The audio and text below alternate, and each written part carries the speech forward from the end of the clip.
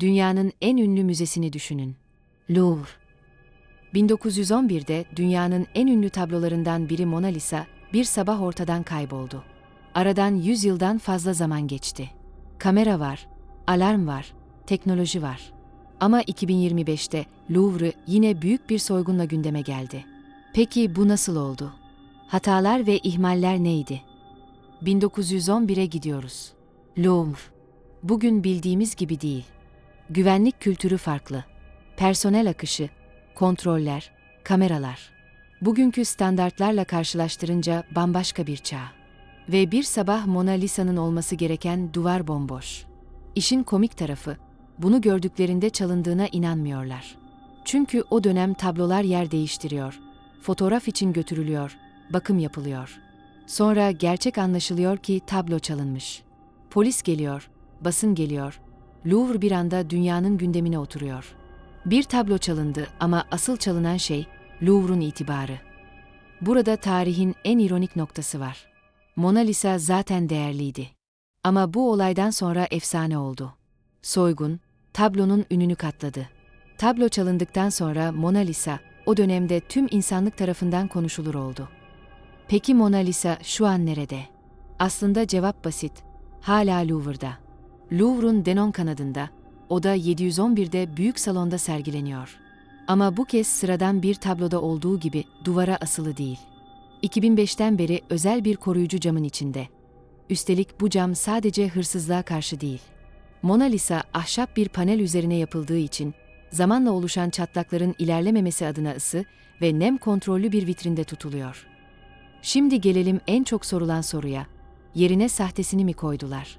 Bu iddia yıllardır dolaşır. Ama sanat tarihçileri ve konservasyon dünyasında Louvre'daki eserin sahte olduğuna dair kabul görmüş bir kanıt yok. İnsanları bu fikre iten şey şu: Mona Lisa'nın replikaları var. Hatta çok ünlü replikaları bile var. Ve tablo zaman zaman kalabalık veya organizasyon nedeniyle müze içinde farklı bölümlerde geçici olarak sergilenebiliyor. Bir başka ilginç detay: Louvre, Mona Lisa'yı kalabalıktan dolayı yeniden düzenlemeyi planlıyor. Yani ilerleyen yıllarda Mona Lisa'nın özel bir odaya alınması, ayrı bir ziyaret akışıyla görülmesi gündemde. Peki değeri ne kadar? Mona Lisa için söylenen en meşhur rakam, 1962'de Amerika Birleşik Devletleri turu öncesi belirlenen $100 milyon sigorta değeri. Guinness, bunu bir tablo için bilinen en yüksek sigorta değeri olarak kayda geçiriyor. İşin çılgın tarafı şu: bu sigorta aslında yapılmıyor çünkü sigorta primine verilecek parayı sağlam bir güvenlik sistemi kurmak için harcıyorlar. Bugünün parasıyla sadece enflasyonla hesaplarsan bile bu rakam yaklaşık $1 milyar civarına dayanıyor. Ama dürüst cevap şu: Mona Lisa, pratikte satılamadığı için fiyatı olmayan bir eser. Yani piyasada kaç para eder sorusunun net bir etiketi yok. 100 yıl sonra, 2025'te, Louvre bu kez başka bir soygunla yine gündeme geldi. Şimdi bir düşünün. 1911'de güvenlik yoktu, kamera yoktu dersin, mantıklı. Peki 2025'te güvenlik bu kadar gelişmişken ve güvenlik için bu kadar masraf yapmışken Louvre nasıl tekrar soyuldu? Resmi açıklamalar ve güvenilir basında yer alan bilgilere göre 2025 Ekim'inde Louvre'da, Apollo Galerisi'nde sergilenen Fransız kraliyet mücevherlerinden parçaların çalındığı bildirildi. Soygunun çok kısa sürdüğü, gündüz saatlerinde gerçekleştiği ve olayın Louvre güvenliği hakkında büyük tartışma başlattığı haber oldu. İnsanların asıl takıldığı yer şu: böylesine ünlü bir yerde, böylesine değerli parçalar ve operasyonun kısa sürmesi. Bu da bizi tek bir soruya götürüyor.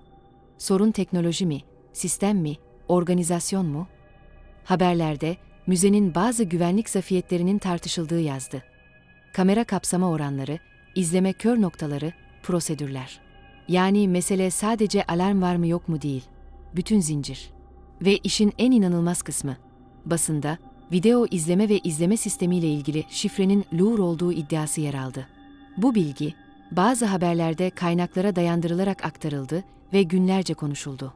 Eğer bu doğruysa, bu bize şunu söyler: bazen en pahalı sistemler bile basit bir ihmal yüzünden hiçbir işe yaramaz. Şimdi en ilginç yere geldik. 1911 ile 2025 arasında 100 yıldan fazla zaman var. Ama ortak nokta aynı. Louvre'u vuran şey mükemmel plan değil, zayıf halka.